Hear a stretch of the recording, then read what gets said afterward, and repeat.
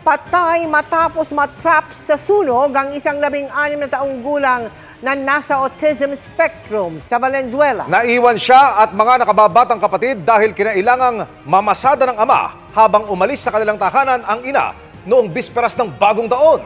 Inaalam pa ng mga otoridad ang mitya ng sunog pero hindi inaalis ang posibilidad na may kinalaman ito sa lighter na ginagawa umunong pampakalma ng biktima.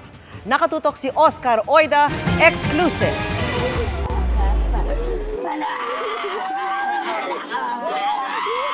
Ganun na lang hinagpis ng isang mag-asawa nang tumambad sa kanila ang bangkay ng kanilang 16 anyos na anak.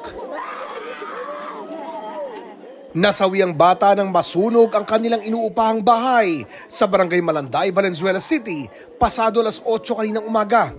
Ang biktima na isang person with autism ay naiwan sa bahay kasama ng mga natutulog na nakababatang kapatid nang mamasada ang kanilang ama. Ngayong dalawa nagbantay, iniwan ko silang 3 madaling araw, tulog na tulog naman yung dalawa. Kaya yung isang special child, umakyat sa taas. Sa inisyal na imbestigasyon ng Bureau of Fire Protection, lumalabas na sa kusina sa ikalawang palapag ng kanilang bahay, nagsimula ang sunog. It's still under investigation. No? We cannot give official statement kung ano yung talagang naging cause. No? Pero nagsimula ito possible doon sa yung kalan na may open flame na kalan. So doon yung possible kasi yun yung nakita na seat of fire na pinakamalaking damage. Merong super kalan na nandoon. Labis naman ang pagsisisi ng ina ng biktima na umalis sa tahanan nitong bisperas ng bagong taon matapos makatampuhan ang asawa. Kasi po nagkasamahan lang po kami ng loob, sir. Pero hindi ko po inaasahan na ganito po yung nangyayari sa amin. Hindi naman napigilan ng iba pang pamilyang nadamay sa sunog na ilabas ang kanilang sama ng loob sa ina ng bata. Walang sinisisi! Walang sinisisi! Wala kami nakalilang sa ano mo! Ikaw ba kung ina ka? Kung may puso ka kahit maglayas ka, pwede mong kunin yung anak mo, pwede mong isama. Dagdag pa nila, lighter umano kasi ang iniaabot na pampakalma ng ina sa tuwing sinusumpong ang anak. Lagi niya po kasi binibili ng lighter yung anak niya, lighter na maliit. Lagi po niya sinisindihan yon. Nung naglayas po siya, naglayas po siya, sinabihan po namin yung dalawang anak niya na bantayan niyo yung kapatid niyo, baka maglaro ng lighter. Ayon sa BFP, Hindi natin pwedeng i-rule out right away na pacifier niya. Pero yun din, based sa aming pagtatanong sa mga eyewitnesses at saka dun sa naimbestigahan natin na witness dito, medyo nagka-calm down nga daw po yung ating victim kapag nakakita siya ng flame. bukod sa pamilya ng biktima, may 4 na ibang pamilya pa ang nadamay sa sunog. Very vulnerable sectors ang mga persons with disabilities. No? So, hindi natin dapat pababayaan na may iwan sila sa bahay na unattended. Para sa GMA Integrated News, Oscar Oida, nakatutok, 24 oras. Sa Iloilo, nauwi sa magkasunod na aksidente ang pagtulong lang ng 2 lalaki sa babaeng nabangga ng motorsiklo. Nakatutok si Kim Salinas ng GMA Regional TV. Kita ang kumpulan ng mga tao sa gitna ng kalsada sa Barangay Botong Oton, Iloilo nitong Sabado para tulungan ang babaeng nabangga ng motorsiklo. Maya-maya, biglang may dumating na taksing mabilis ang takbo at inararo ang 2 lalaking rumesponde lang sa naunang aksidente. Sa investigasyon ng pulisya, unang nabangga ng motorsiklo ang isang babae habang tumatawid sa kalsada. Tinulungan siya ng mga bystander pero 2 sa mga sumaklolo ang nabangga ng taxi. Dahil sa pagkabangga, nagtamo ng mga sugat at gasgas sa mukha, ulo at iba pang bahagi ng katawan ng 3. Maayos ang kanilang kalagayan sa ospital ayon sa pulisya. Paliwanag ng 65 anyos na taxi driver sa pulisya, hindi niya nakita na may mga tao sa kalsada dahil umuulan. Ito rin ang depensa ng rider na nakabangga sa babae. Ang hambal sa mga bystanders, prior sa pag-ano sang taxi sa ila, may nag-assign ng may VA sa ahead sa iya. Galing kay tiwala iya matalupang dan kay kumudamol man ang ulan. Inaresto ang nakabanggang driver at rider pero pinakawalan kalaunan matapos magkaareglo ang magkabilang panig. Mula sa GMA Regional TV at GMA Integrated News, Kim Salinas, nakatutok 24 oras. Pirmado na ni Pangulong Bongbong Marcos ang pambansang budget para sa taong 2026. Vinito o inalis ang ilang items sa ilalim ng unprogrammed appropriations na nagkakahalaga ng mahigit 92 billion pesos, pero may mga umalma pa rin sa mga natira. Nakatutok si Ivan Mayrina. Hindi tayo napapayag na mapunta sa kurakot ang salaping pinaghirapan ng bawat Pilipino. Pangako yan ni Pangulong Bongbong Marcos matapos pirmahan ng halos 6.8 trillion pesos na pambansang budget para sa 2026. At dahil nabisong bahagi ng mga budget para sa mga nakalipas na taon ay napunta sa mga maanumalyang proyektong pang-infrastruktura. Mahigpitan niyang sinuri ang budget ngayong taon. Paraan niya iwas kurakot. Binito ng Pangulo ang 7 items sa ilalim ng unprogrammed appropriations na mahigit 92 billion pesos ang halaga. Kabilang naman sa itinera sa ilalim niyan ang pondo para sa AFP modernization, pondo para sa obligasyon ng gobyerno sa mga foreign assisted project, at pondo para sa risk management. We will not allow the unprogrammed appropriations to be misused or treated as a backdoor for discretionary spending. Its utilization is provided with safeguards and is only available when clearly defined triggers and tests are met and will be released only after careful validation.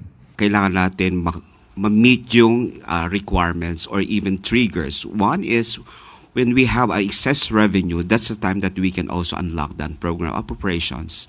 Approve kay Senador Ping Lacson at 3 natira sa unprogrammed appropriations.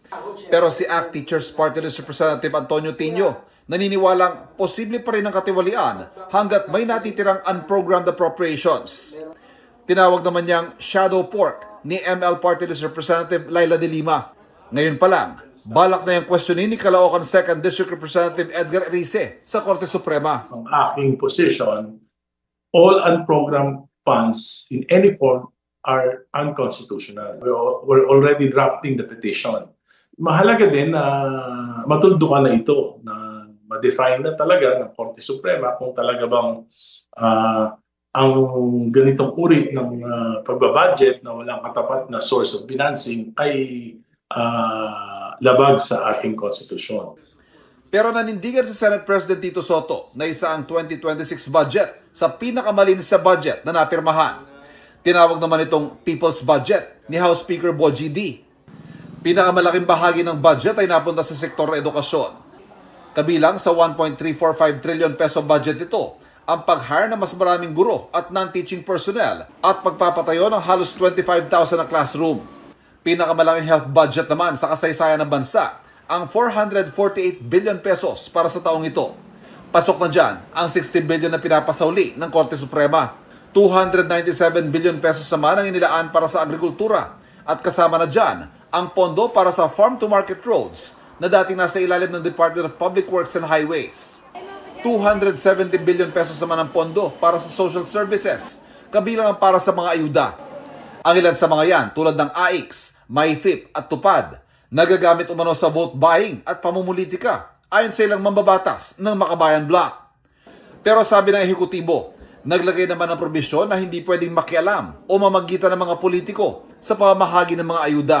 Politicians shall be barred from the distribution of any financial aid, and we shall ensure that the support reaches the intended beneficiaries without patronage. Walang bawas, walang kulang. So susundan natin yung guidelines na yan under the General Appropriations Act of 2026. Wala yan dati. So ngayon nandiyan yan. Malaking bagay ang paghihigpit sa paggastos ng gobyerno sa pagbagal ng paglago ng ekonomiya noong nakaraang taon. Ibinaba na ng Department of Economy, Planning and Development o DepDev ang mga growth targets ng bansa.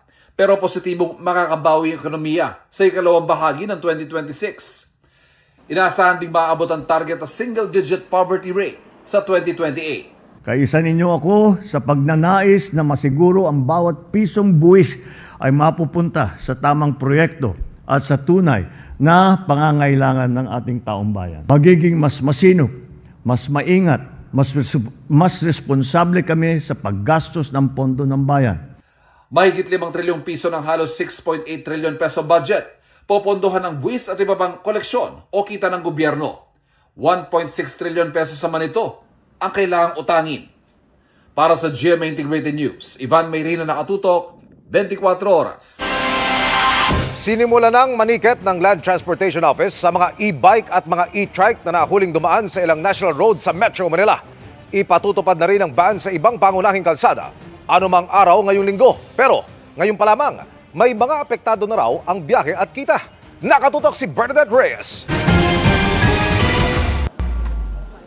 Hindi tulad ng mga sinitalang noong Biyernes sa ilang lugar, aktwal nang tinikita ng 68 taong gulang na e-trike driver na bumiyahe sa service road ng Rojas Boulevard kanina.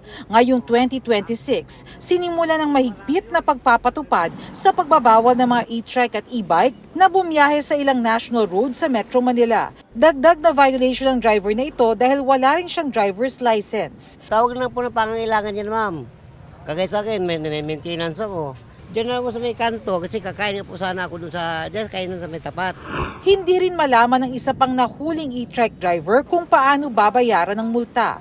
Katwiran niya, naghatid lang siya sa main road dahil sa pakiusap ng pasahero. Nagpapatid po sa sasakyan po. Kaya hinatid ko po doon, wala masakyan po. Hirap na po yung lumakad po yung matanda.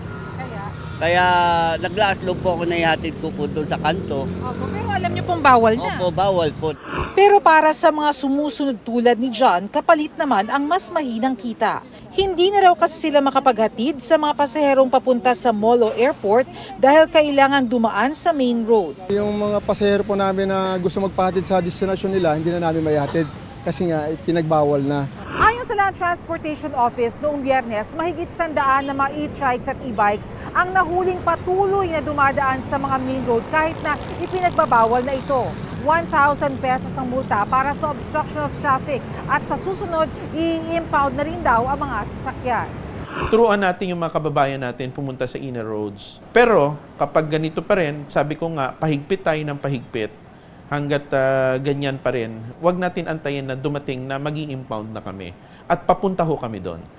Bukod sa EDSA, C5 Road, Rojas Boulevard at Quirino Highway mula Magallanes at South Luzon Expressway, anumang araw ngayong linggo, ipagbabawal na rin ang e-trike at e-bikes sa Commonwealth Avenue, Quezon Avenue at Marcos Highway. Malaking kawalan po, ma'am.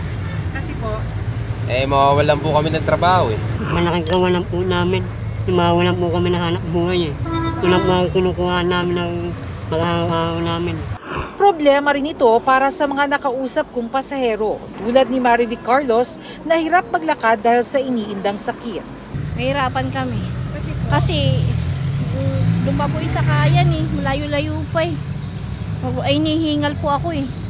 Hindi po ako makalakad ng maayos. Mahirapan po kami makaabang ng mabilisan ng sasakyan po. Sa ngayon, binabalangkas pa rin ng DOTR ang Joint Memorandum Circular kasama ang LTO, LTFRB, DPWH at DILG para sa mga panuntunan sa mga e-trikes at e-bikes. Yung guidelines yung sa registration nila, yung pagla-license nila, yung para ma-illegal yung mga e-trikes at e-bikes na yan. At saka mas malinaw kung saan pang mga areas silang pagbabawalan.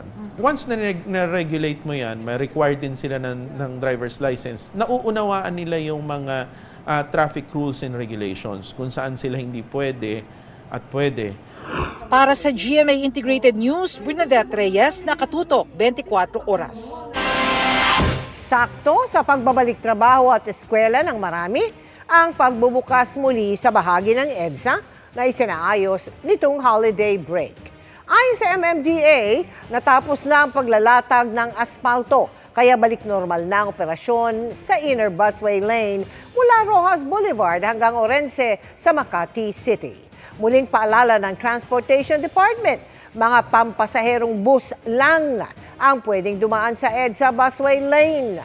Samantala, tuloy naman ang araw-araw na pagsasaayos sa iba pang bahagi ng EDSA. Pero hindi yan 24 oras gagawin, kundi mula alas 10 ng gabi hanggang alas 4 ng madaling araw.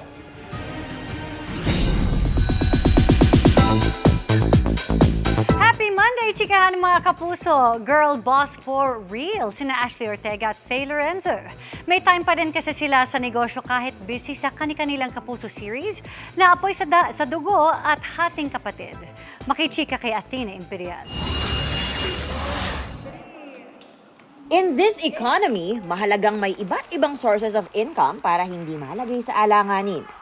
Ang ilang kapuso celebrities may business ventures din para paikutin ang kinikita.